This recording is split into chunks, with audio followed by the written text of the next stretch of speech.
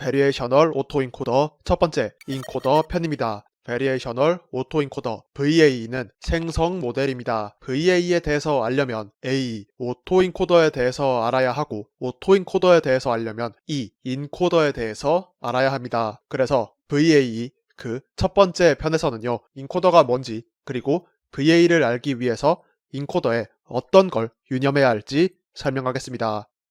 예를 들어서 0부터 9까지의 서로 다른 버튼이 있는데요. 이 중에서 어떤 버튼이 눌렸는지의 정보를 저장할 겁니다. 그런데 여기에 가정을 하나 두면 0부터 9까지는 어떤 2개 이상의 버튼이 동시에 눌리지 않고 무조건 한 버튼만 눌려집니다. 이제 눌려진 이 버튼이 어떤 게 눌렸는지를 저장할 건데요. 0에서 9까지의 정보를 누른 걸 1, 안 누른 걸 0으로 해서 10개의 0 혹은 1로 정보가 들어옵니다. 그런데 이 정보를 좀 더 효율적으로 나타내면요, 이진법으로 나타내서 0000부터 1001까지 4개의 0 혹은 1로 압축해서 나타낼 수 있습니다. 이렇게 데이터 공간을 압축해서 정보를 표현하는 방식이 인코딩이고요. 인코딩을 수행하는 회로 알고리즘을 인코더라고 부릅니다.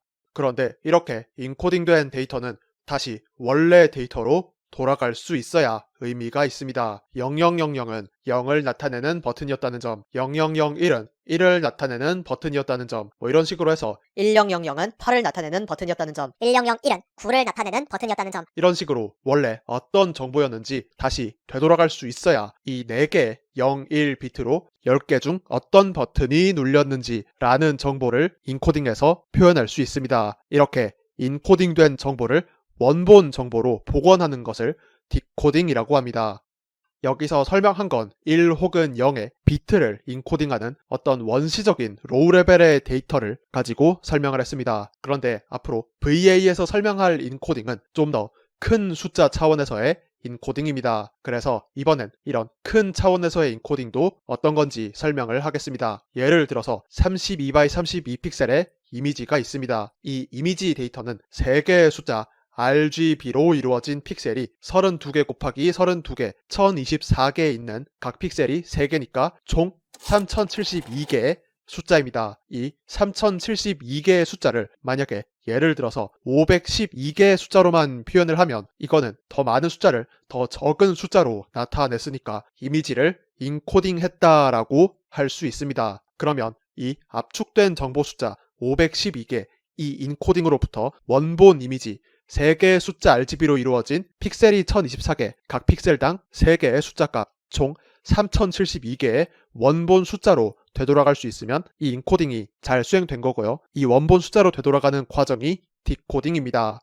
이제 오토인코더를 좀 더 잘 이해하기 위해서요, 인코더의 특성으로 알아둬야 할 점이 2가지가 있습니다. 첫 번째는요, 더 적은 정보로 인코딩하는 건 가정을 필요로 한다는 점입니다. 아까도 10개의 버튼 중에서 어떤 게 눌렸는지 저장하는 이 예시에서도 하나만 눌린다 라는 가정을 뒀죠. 뭐 그런 게 아니고 2개, 3개, 10개까지 전부 누른다, 뭐 이런 게 만약에 가능하다라고 하면 이걸 더 적은 비트로 인코딩해서 이걸 다시 디코딩해서 원래로 복원하는 건 불가능합니다. 데이터가 실제로 갖는 경우의 수, 이 경우의 수를 줄이는 가정이 있어야 인코딩을 할 수 있습니다. 이 3072개의 숫자도 마찬가지로 이 3072개의 모든 숫자 케이스를 더 적은 숫자로 표현하는 건 원래는 불가능합니다. 하지만 이 VA에서 생성할 고양이 이미지에는 어떤 패턴이라는 게 있죠. 이 3072개의 숫자들이 나타낼 수 있는 모든 경우의 수는 512개로 못 줄이지만요, 뭐 예를 들어서 겉부분 3픽셀의 범위에서는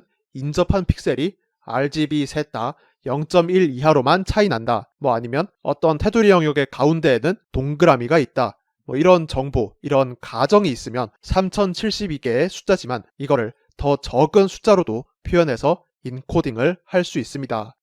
2번째 특성은요, 인코딩은 하나의 인코딩 공식만 있는 건 아니라는 점입니다. 예를 들어서 아까 0부터 9까지 10개의 0 혹은 1을 0000부터 1001까지 4개의 0 혹은 1로 표현하는 거, 이건 하나의 인코딩 공식입니다. 그런데 0번 버튼을 0100, 1번 버튼을 0011, 이런 식으로요, 이진법 올라가는 순이 아니라 그냥 대충 무작위 순서로 넣을 수도 있습니다. 이 버튼에 대응하는 이진법 숫자가 겹치지만 않으면 이 공식에 대응하는 디코더만 잘 설계한다면 이것도 인코딩이라고 볼 수 있는데요. 그리고 꼭 4개의 0 혹은 1일 필요도 없습니다. 0을 10000, 1을 11000, 2를 01100 뭐 이런 식으로 5개의 0 혹은 1에 대응시켜도요. 각 인코딩에 대응하는 디코더만 뭐 잘 만들면 이것도 다른 공식을 쓴 일종의 인코딩입니다.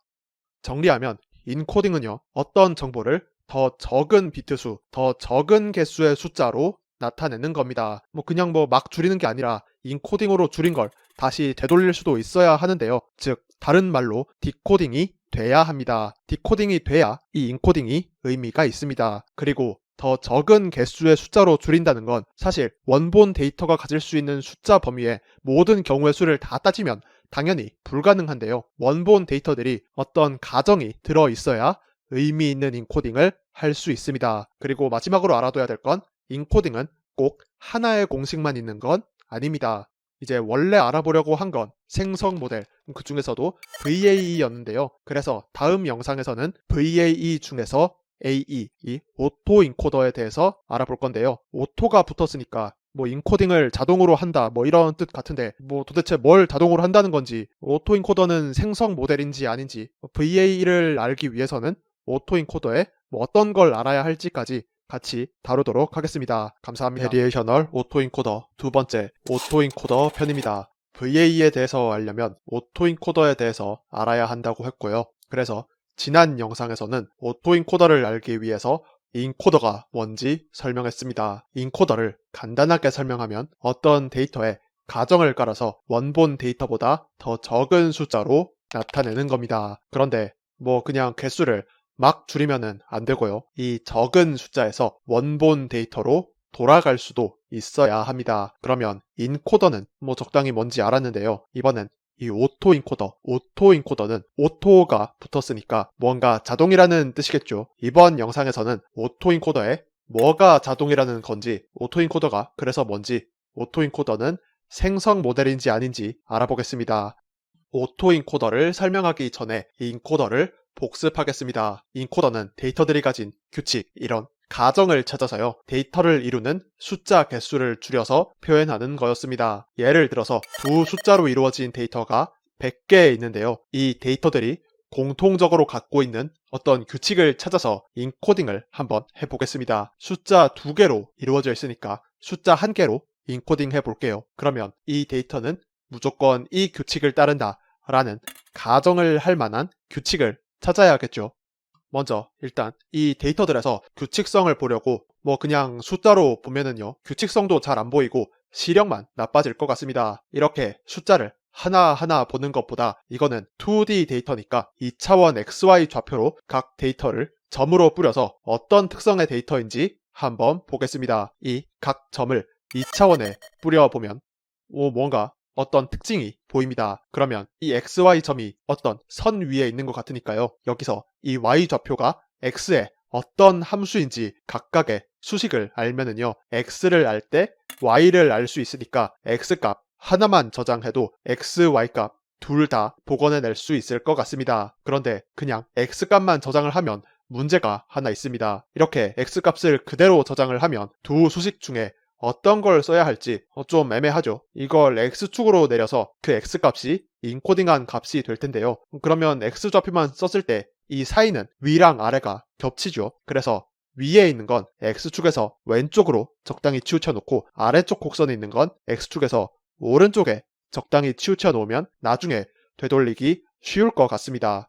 그러면 이제 이 위쪽과 아래쪽을 구별할 수 있어야겠죠. 이거 잘 보니까 곡선을 그려서 그 위아래로 구별하면 될 것 같습니다. 사인 파형을 잘 그려서 여기를 구별하면 될 것 같은데요. 일단 그냥 사인 함수를 그려보면 이건 진폭도 안 맞고 변하는 주기도 너무 길고 해서 좀 바꿔야 될 것 같습니다. 일단 x에 붙는 개수를 숫자를 좀 늘려서 주기를 줄여주고요. 위아래 진폭도 지금 너무 크니까 진폭도 좀 줄입니다. 이제 이 곡선이 두 영역을 잘 분리하도록 위치를 위, 왼쪽으로 적당히 잘 옮겨주면 이 두 영역을 가르는 함수가 만들어졌습니다. 그러면 이제 이 데이터 점이 이 곡선 위에 있으면 x-2를 해서 왼쪽으로 이만큼 보내고 y는 0으로 해서 y 정보는 없앱니다. 그리고 데이터점이 이 곡선의 아래에 있으면 x 플러스 1을 해서 오른쪽으로 1만큼 보내고 y는 똑같이 0으로 해서 정보를 없앱니다. 이렇게 곡선을 기준으로 위, 아래를 구별해서 x값만 쓰도록 변환해주면 두 숫자를 한 숫자로 줄인 인코딩을 수행한 셈이 됩니다. 이제 이걸 되돌려 볼게요. x값이 0 이하일 때는 아까의 왼쪽 위 곡선으로, x값이 0 이상일 때는 아까의 오른쪽 아래 곡선으로 보냅니다. 그런데 아까 있었던 곡선의 정확한 공식, 이게 무슨 공식인지는 모르죠. 그래서 일단 곡선 중에 제일 익숙한 거 이차함수 수식으로 돌려보낼게요. 아까 그 두 개 다 대충 뒤집고 평행이동 적당히 한 거였으니까 이차함수로 수식을 적당히 짜내서 돌려보내겠습니다. 이러면 이제 디코딩이 됐는데요. 근데 이거 복원하고 나니까 원본 데이터 모양이랑 약간은 좀 달라진 것 같습니다. 그래도 아무튼 이렇게 어떤 데이터를 한 개의 숫자로 줄였다가요, 이걸 다시 원래 데이터로 복원하는 게 인코딩과 디코딩이었습니다.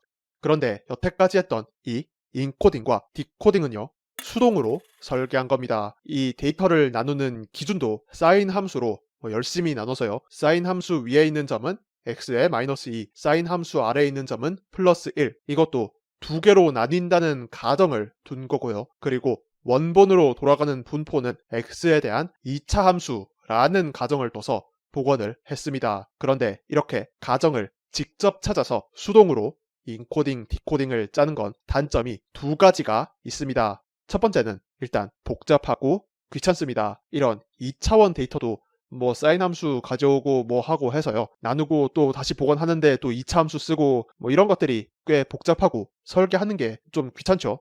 그런데 만약에 32x 32픽셀, 각 픽셀당 3채널, 총 3072차원의 데이터는 어떨까요? 이런 규칙을 설계하는 게 그냥 귀찮은 것 정도가 아니라요, 이런 규칙을 찾는 거 보통 머리 좋은 게 아니면 사실상 불가능하다고 봐도 됩니다. 어떻게 운이 좋아서 고양이 이미지의 패턴을 수동으로 잘 설계해냈다고 해도요, 만약에 그 중에서도 만화 스타일의 고양이 이미지 패턴 규칙을 찾으라고 하면 이것도 다시 수동으로 규칙을 찾고 해야 돼서 보통 해골 아픈 게 아니겠죠. 이렇게 매번 목표마다 규칙을 새로 찾는 건 굉장히 비효율적이고 사실상 이런 규칙을 찾는 건 불가능에 가깝습니다. 수동으로 인코딩, 디코딩을 짜는 것의 단점 두 번째는요, 사실 이게 더 중요한데, 이게 이참수라는 가정, 이 가정이 만약에 틀렸으면요, 그로 인해서 생기는 오차가 꽤 큽니다. 당장 아까 예시만 봐도 원본 데이터로 돌아가는 흉내는 냈지만 정확히 원본 데이터로 돌아간 건 아니죠. 이렇게 수동으로 가정을 짜는 건 복잡하면서도 그 가정에 오차가 있으면 정확히 디코딩이 되지도 않아서요, 좋은 인코딩, 디코딩이라고 하기는 어렵습니다. 이때 사용할 수 있는 게 오토인코더입니다. 오토인코더는요, 규칙을 자동으로 찾습니다. 오토인코더의 오토는요, 규칙이나 가정을 찾아서 공식을 만드는 과정을 오토로, 자동으로 해서 오토인코더라고 부릅니다. 딥러닝 모델로 설계한 오토인코더는요, 모델 구성은 입력이랑 출력의 차원은 같게 두고 모델의 중간 부분은 입력 출력의 숫자 개수보다 적게, 고수 같은 표현으로 더 적은 차원 공간으로 둡니다. 이 모델의 학습 목표는요, 모델 출력이 입력이랑 정확히 같으라고 시키는 방식으로 학습을 합니다. 그러면 이 모델 입장에서는요, 각 깊이별로 행렬 계산 결과 숫자들이요, 모든 깊이에 대해서 만약에 개수가 2보다 많으면 입력을 그대로 출력에 복원하는 건 쉽습니다. 그냥 이 두 개를, 숫자를 그대로 계속 유지하면서 통과시키는 구조로 학습이 될 거고, 이게 출력까지 오게 하면 정확히 같게 입력이랑 출력이 나올 수 있겠죠. 하지만 이것의 인코딩은 그냥 자기 자신일 가능성이 높기 때문에 의미가 없습니다. 그런데 만약에 중간에 숫자 개수가 2보다 작은 곳, 1인 곳이 있으면요, 이 깊이에서 데이터들이 가진 어떤 가정을 보고 경우의 수를 줄일 수 있는 어떤 방법이 있는지를 자동으로 찾습니다. 그리고 이 인코딩된 숫자들로부터 최대한 복원이 가능하도록 하는 디코딩 공식을 오토, 자동으로 나름대로 열심히 찾게 되고, 이게 오토인코더의 학습 방식입니다. 여기까지가 오토인코더의 전부입니다. 오토인코더를 설명한답시고 수동으로 설계하는 인코딩, 디코딩의 설명에 대부분의 시간을 썼는데요. 사실 자동으로 된다라는 것에는 설명할 것이 그렇게 많지 않습니다. 예를 들어서 수동운전, 이 수동운전은 클러치 떼면서 가속을 하고 속도가 오르거나 내리거나 해서 좀 바뀌면 클러치 밟고 기어 바꾸고, 오르막길에서는 반클러치가 어쩌고저쩌고 하고, 이렇게 설명할 게 많지만요. 자동운전은 엑셀 밟으면 가고 브레이크 밟으면 멈춘다. 대충 이것만 일단 설명해도 큰 문제가 없습니다. 그런 거랑 같은 맥락이라고 생각하시면 됩니다. 그래서 여기까지는 대충 이해가 된 것 같은데, 우리가 알고 싶은 건 생성 모델로서의 VAE입니다. 예전 영상에서 생성 모델의 생성은 확률 분포에서 샘플링을 하는 거라고 했는데요. 이 오토인코더의 설명을 봤을 때는 확률 분포에서 샘플링 한다라는 개념을 오토인코더에 여기 어딘가에 적용시키기는 좀 쉽지 않아 보입니다. 이 두 개의 숫자로 이루어진 데이터, 이거를 어떤 쉬운 분포에서 샘플링 한다고 이런 분포가 나오지도 않을 거고요. 이 오토인코더에서 인코딩된 이 분포도 어떤 쉬운 분포라고 하기는 좀 어렵죠. 마찬가지로 샘플링 했을 때 고양이 이미지가 나오는 확률 분포, 그런 확률 분포는 애초에 이미지든 인코딩이든 어떤 공식으로 설계하는 게 너무 어려워서요. 이 숫자들이 나오는 확률 분포를 설계하는 건 불가능에 가깝다고 했습니다. 그런데 이 인코딩된 숫자를 어떤 쉬운 확률 분포에서 샘플링 하는 게 가능하면은요, 샘플링한 후에 오토인코더에 디코더에만 통과를 시켜주면 고양이 이미지를 얻을 수 있을 겁니다.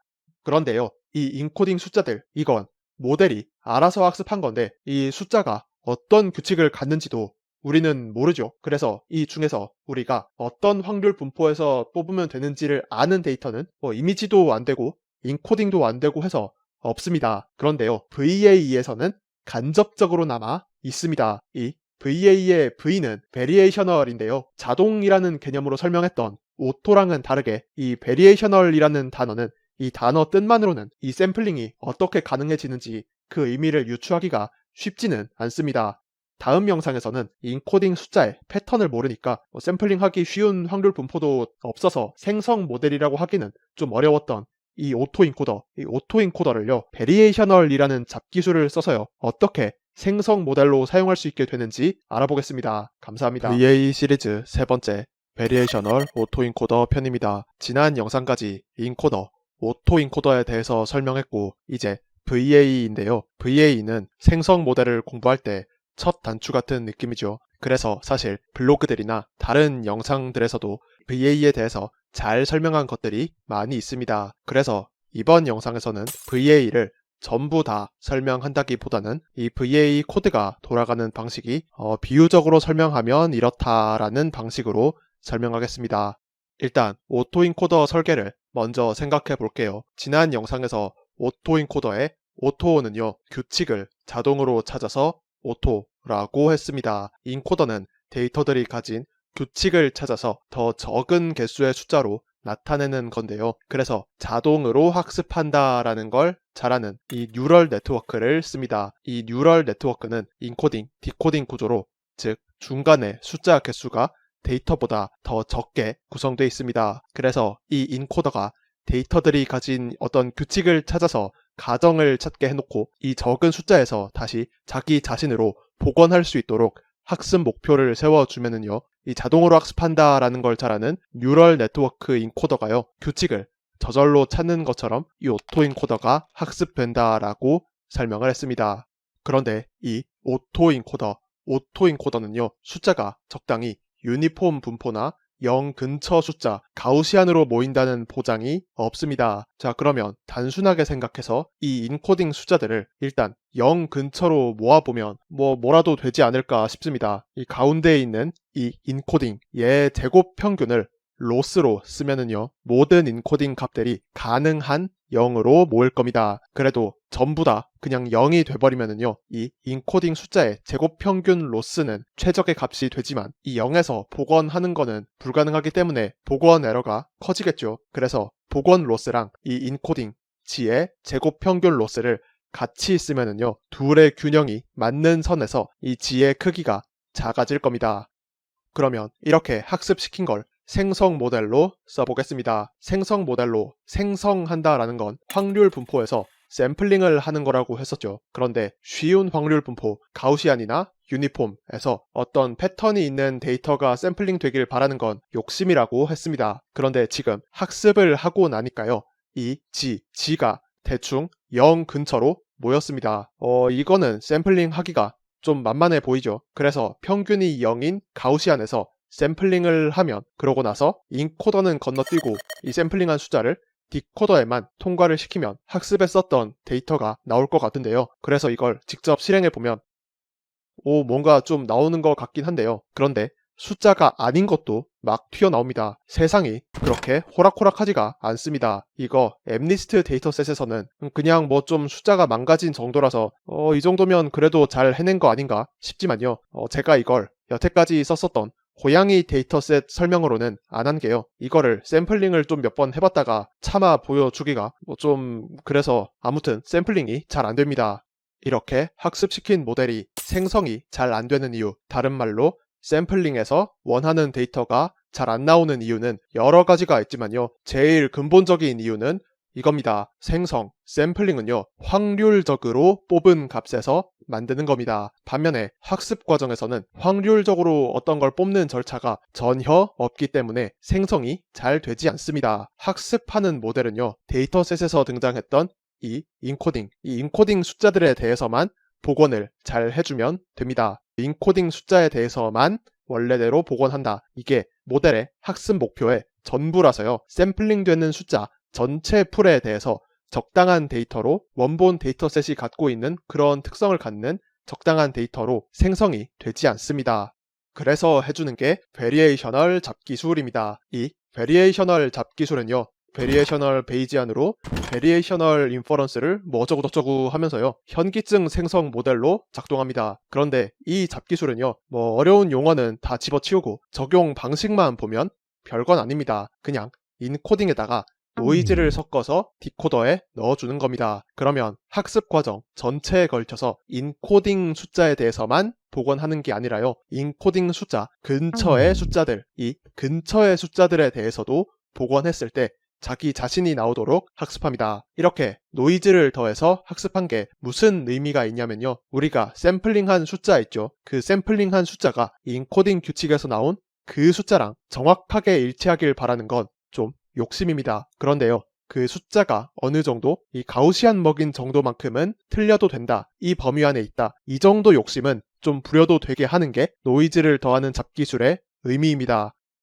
그래서 나온 수식과 학습 과정은 이겁니다. 여기에 리파라메트라이제이션이다, KL 다이버전스다, 뭐 이런 것들이 나오고 해서 또 현기증이 좀 나죠. 이것들은 전부 노이즈를 얼마나 어떻게 섞어야 내가 가우시안에서 샘플링한 숫자가 이 인코딩에다가 노이즈 더한 거랑 비슷해지는지 학습하는 과정입니다. 그런데 굳이 이 수식이 나오고 굳이 코드를 이렇게 짜야 학습이 안정적으로 된다는 것은요. 수학적으로 이끌어낸 거고요. 이 과정에 대해서는 논문에서 설명하고 있고 VA를 검색하면 나오는 블로그에서도 주로 다루고 있습니다. VA에 대해서 알고 관련된 여러 가지 실험도 해보신 분들은 이 영상이 VA의 수학적인 부분까지 모든 것을 담고 있진 않고 오히려 어떻게 보면 틀린 설명이 있다는 것도 느끼셨을 겁니다. 그래도 딥러닝, 생성 모델 공부를 시작할 때 어차피 앞으로 공부할 게 많이 있으니까요. 이거는 약간 빨리 공부하기 위한 부스트라고 생각하시면 됩니다. 이 영상은 VA를 이해하는 일종의 스타의 마린 스팀팩 같은 거라서요. 영상 내용 중에 제가 이해하기 쉬우라고 약간은 틀리게 설명을 한 것도 있습니다. 그래서 이 영상은 감을 빨리 잡는 방법이 될 수는 있지만요. 이 영상의 모든 설명이 맞다고 생각하시면 좀 위험합니다. 그래서 아마 VA 논문이나 다른 고수분들의 설명을 보시는 게 좋을 텐데요. 이렇게 공부해보시면 제 설명에 뭐가 틀렸는지 그리고 왜 쉽게 설명하려면 이렇게 설명을 했는지 어느 정도 이해하실 수 있을 겁니다. 감사합니다.